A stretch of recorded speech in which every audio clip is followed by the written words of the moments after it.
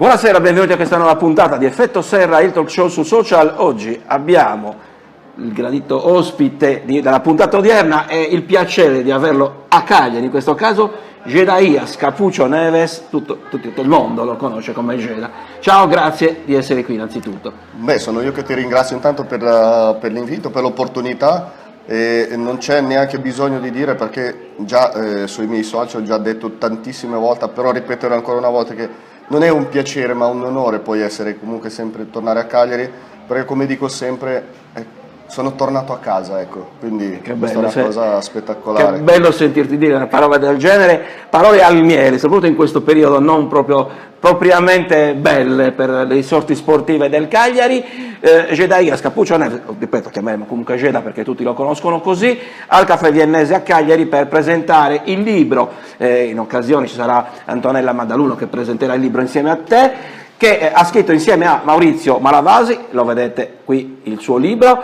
Figlio del grande fiume, la mia avventura dall'Amazzonia alla Serie A. Il tuo libro, il tuo primo libro, vediamo che ce ne siano anche altri, ce ne saranno anche altri. Come ti nasce l'idea di scrivere un libro, di raccontare, poi lo diremo proprio nei dettagli? Ma guarda, ti dico, era già un grande sogno che poi avevo, quello stesso sogno che poi ho avuto da bambino, di un giorno poter diventare un calciatore, un professionista, andare a giocare in palcoscenici poi proprio importante, ti dico la verità. Dopo pian piano, finendo poi la mia carriera da calciatore, mi è venuto poi questa cosa di poter raccontare tutta la mia vita, il mio trascorso, la mia traiettoria. Ed è difficile raccontare, no? Magari in un'intervista o una conversazione, dico, perché non scrivere un libro e poter lasciare questo proprio come segno, anche come insegnamento per tanti, soprattutto per molti giovani, che nei giorni d'oggi sai benissimo che è molto complicato e difficile poter insegnare ai giovani certi valori, certe cose. Io sono non convinto, ma convintissimo che secondo me questo libro può essere, secondo me, una leva molto importante, soprattutto sulla mentalità dei giovani, perché possono trarre anche l'ispirazione di una storia come la mia, che vengo come parlo nel libro, dall'Amazzonia, di un luogo, diciamo per molti sperduti, che magari qualcuno non conosce neanche, però sai, poi venire a giocare in Serie A non è una cosa da tutti. Voglio dire, non è che sono una persona speciale perché sono venuto a giocare in Serie A, no, perché poi la mia storia, la mia traiettoria racconta veramente di un qualcosa che è praticamente impossibile, però sai, poter sfidare l'impossibile è quello sempre stato la mia caratteristica, quindi sono veramente molto contento, felice, extra felice di poterlo presentare, soprattutto come prima tappa qui a Cagliari, perché è stata una delle piazze che sicuramente mi ha lasciato un qualcosa che non credo che dimenticherò. Tu sei il classico prototipo al contrario del calciatore brasiliano, lo scrivi anche nel tuo libro, non sei passato per le grandi scuole calcio, sei il classico, tra virgolette, passami il termine in senso positivo, mestierante, che poi durante la carriera ha avuto una serie di sliding doors, diciamo così, di incroci importanti che ti hanno portato fino in Serie A. Sei arrivato attraverso Vicenza e poi sei passato attraverso, faccio l'elenco perché alcune le perdo, Siena, Palermo, Piacenza, Catania, Crotone e Rimini, appunto con Accuri in panchina, con Matri, formavate Harry Chiuti, il tridente d'attacco, Cagliari, poi Lecce e poi Novara. Cosa ti hanno lasciato tutte queste piazze? Tu parlavi poi di Cagliari, ma ne parleremo, ma in generale, da questa esperienza italiana, che cosa hai raccolto? Ma come prima, infatti, tornando al discorso, è vero, mi ritengo un brasiliano atipico, non che non sono orgoglioso e felice, però sono assolutamente orgoglioso e felice di essere nato comunque in Brasile, perché è un paese con delle caratteristiche molto molto importanti e particolari, e sono molto fiero di essere nato lì, però ritengo che la mia seconda casa alla pari del Brasile sia l'Italia, e questo io non nasconderò e non ho né paura né vergogna poi di dire, perché poi l'Italia è casa mia, tant'è vero che tuttora io ci abito e sono molto felice e contento di abitarci, mi trovo bene, sono un brasiliano atipico, non nascondo questa cosa, perché poi ho una mentalità un po' particolare, un po' europea, ma è stato anche questo che mi ha fatto anche credere in quello che poi ho fatto. Venire da un posto da dove sono venuto e giocare in Serie A non è per tutti. Poi soprattutto facendo queste cose molto da solo, Io ho affrontato tutte le difficoltà, tutti i problemi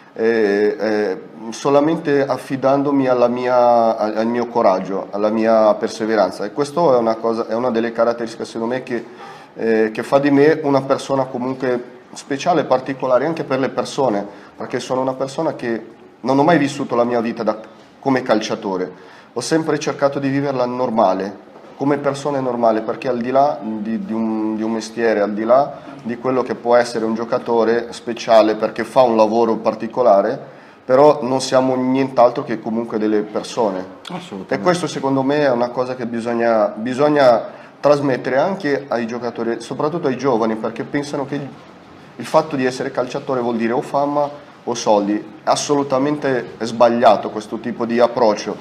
E tutte queste piazze in Italia mi ha dato l'opportunità di riconoscere, più che altro di conoscere anche tutta l'Italia. Questa è una cosa che a me mi fa molto piacere. Da Vicenza a Cagliari, girando un po' dappertutto. Ho girato un po' tutto, quindi questo mi ha fatto conoscere un po' la mentalità, i costumi, il modo di vivere di tutta l'Italia, sia dal nord che al sud. Questo mi ha fatto molto bene, mi ha arricchito anche di conoscenza che io non ne avevo. E quindi vi dico, tutte queste piazze per me sono state importanti, sono state molto belle perché mi hanno trasmesso un qualcosa, mi hanno dato un qualcosa. Probabilmente hanno dato più loro a me che io a loro, quindi però io sono molto contento e felice di aver fatto questo percorso, perché poi, ti ripeto, io ho sempre avuto a che fare comunque con le tifoserie, con la gente, con le città, con le abitudini di quelle città, e questo mi ha fatto cambiare anche tantissimo anche la mia mentalità, e questa è una cosa che per me, dico, il mio percorso lo rifarei in assoluto. Il libro, lo ricordiamo, Figlio del grande fiume, scritto con Maurizio Malavasi, che ringraziamo anche per la disponibilità perché anche lui è qui presente. Il vostro libro è strutturato in capitoli dedicati ovviamente principalmente anche alle squadre di calcio nelle quali e nelle città in cui poi hai vissuto. Hai detto tu, rappresenta in qualche modo casa, è una tappa importante della tua carriera, in rossoblù 88 partite e 22 reti, quindi insomma un bel bilancio, cioè finisci l'avventura in rossoblù, io so anche con l'amarezza, perché non era proprio quello che voi desideravi, io so che volevi rimanere anche a Cagliari e nel Cagliari. L'esperienza, non voglio ovviamente spoilerare il libro, però ovviamente ti chiedo il tuo trascorso in rossoblù è all'interno della squadra, della società e all'interno, diciamo così, della città, quindi con la tifoseria. Ma guarda, il mio arrivo poi a Cagliari è stato particolare, perché poi la sera in cui io mi preparavo per approdare a Cagliari è successo un po' di tutto, e soprattutto il viaggio che poi viene comunque raccontato nel libro è stato molto bello, interessante, perché poi a un certo punto praticamente la trattativa era quasi saltata, però vedi, quando c'è un destino, un qualcosa che deve succedere, succede. Io dopo tutta la giornata di trattative in cui si doveva chiudere la trattativa, il presidente più o meno non si fece trovare, perché poi il telefono era sparito. Però a un certo punto alla sera di notte siamo riusciti a trovarlo e poi abbiamo chiuso la trattativa. Quando sono arrivato a Cagliari, ti dico la verità, è stata una sensazione molto, molto strana, perché ripeto, quello che ho detto prima, è come tornare a casa, è come se fosse un posto dove io fossi già stato. Un'atmosfera brasiliana, potremmo dire, in qualche modo. Assolutamente, è stato un approccio, proprio un amore comunque a prima vista, in cui ho trovato un ambiente in cui potevo trovare un ambiente proprio a terra, proprio demoralizzato. Invece ho trovato un ambiente di giocatori che erano lì, che aspettavano come per dire adesso arriverà un qualche aiuto in cui secondo me ci darà quel qualcosa per poi salvarci. E io sono stato più che altro molto felice e contento di aver fatto parte di quella squadra, perché io infatti nel libro racconto anche questo, che ho detto quella squadra, ho detto se facciamo questo miracolo, poi i miracoli ogni tanto avvengono, no? Noi entreremo nella storia del Cagliari, io sono convinto di questo, ero talmente convinto che poi ho detto bisogna sempre crederci su certe cose. È stato quello che poi ci ha fatto secondo me cambiare rotta, perché ho trovato un ambiente in cui giocatori, in cui noi non eravamo solo amici o compagni di squadra, ma eravamo veramente dei fratelli, che tuttora c'è un grande legame anche tra tutti noi, ci incontriamo, ci sentiamo ogni tanto quasi con tutti. E questo secondo me è quella grande caratteristica di quella squadra che poi è rimasto, e non per caso secondo me è rimasto molto, non solo nella mente ma nel cuore secondo me dei cagliaritani. Infatti, anche perché poi ricordiamoci, adesso lo dico magari per chi forse Geda non lo sa perché stava arrivando in quel periodo, però quando arrivaste tu, Storari e Cosu, che poi furono i 3 colpi diciamo del mercato di dicembre, di gennaio da parte del presidente Cellino, qui si scriveva che il presidente e la squadra si stava già organizzando per la Serie B, perché di fatto si era girato il girone d'andata a 10 punti, poco faceva immaginare che ci si potesse salvare addirittura con 2 giornate d'anticipo con la vittoria a Udine, quindi assolutamente rimani nella storia del Cagliari. Però ti chiedo, tu sei passato da Ballardini ad Allegri, quindi 2 modi di vedere diversi il calcio, la differenza che hai trovato è nel rapporto umano, perché Allegri, lo sappiamo, adesso guida la Juve, quindi a certi livelli, però dal punto di vista anche i risultati certamente, ma dico anche dal punto di vista proprio umano. Ma guarda, tutte e 2 erano grandissimi, oltre che allenatori, anche di persone. Ballardini era una persona, quello che ha fatto con il Cagliari in quel periodo lì è stato veramente molto molto importante, particolare, perché lui si è messo, il suo grande obiettivo, partendo infatti da lui, è stato lui di quello che ci ha messo prima di tutto la convinzione di poterci salvare. E questo è stata una grande cosa che ha fatto. A livello poi personale avevo un buon rapporto con tutti, è chiaro che Allegri era più giovane, era più un po' intraprendente, poteva avere più rapporto, ma semplicemente perché il carattere di Ballardini era un po' più chiuso, era uno che non ti dava tanta confidenza, ma era una persona strepitosa. Io ho avuto modo poi poco tempo fa di trovarlo anche in una trasmissione, ci siamo trovati, riabbracciati e ricordato un po' quel periodo lì che ci ha dato veramente, è stato breve ma molto molto intenso e ti ripeto è un stato motivatore. Un grande motivatore, e molto preparato, lui preparava molto bene le partite, poi è chiaro che a livello di morale, anche a livello di spirito, di motivazione, lui era molto bravo, solo che noi eravamo bravi anche a cogliere quella cosa lì e andare sul campo e poi esprimere tutta la rabbia, forza, il coraggio dentro il campo, perché poi, come dicevi bene prima, noi tutti ci davano per spacciati, noi eravamo finiti, però aver fatto quel miracolo lì secondo me è stato anche per noi una cosa che ci ha... C'è una grande qualità, però, cioè solamente Sì. Con la forza di volontà una squadra non si salva così. Assolutamente È ovvio sì, che è c'era vero. anche grandi qualità tecniche e morali. Nel 2020 tu sei stato insignito del premio Astori. Ovviamente non posso non chiederti che cosa ha rappresentato per chi come te ha giocato e ha conosciuto, mi permetto di dire come me, Davide. Ma guarda, io penso che Davide sia stato, infatti era giusto anche, oltre che nominarlo, era una delle cose dei miei obiettivi, infatti poco tempo fa, insieme al mio amico Maurizio, lo scrittore, siamo andati a trovare la sua famiglia, siamo andati a trovare la tomba di Astori in cui abbiamo omaggiato non un giocatore, ma una persona, un uomo che si è meritato grande rispetto e riconoscenza da parte di tutti e tuttora... Io credo che se dipendesse da me, credo che Astori si merita tuttora e sempre di essere ricordato e non essere mai dimenticato, perché lui, secondo me, è proprio quello che penso io del calcio. Prima di diventare un calciatore uno deve essere uomo.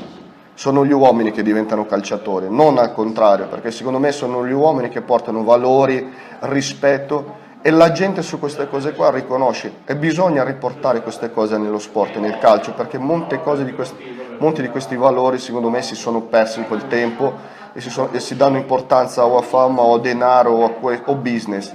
Il calcio secondo me per me non è questo, perché poi queste cose passano, però quello che tu fai rimane. Quindi tornando poi al discorso di Cagliari, io sono innamorato di una piazza che secondo me mi riconosce tuttora come uno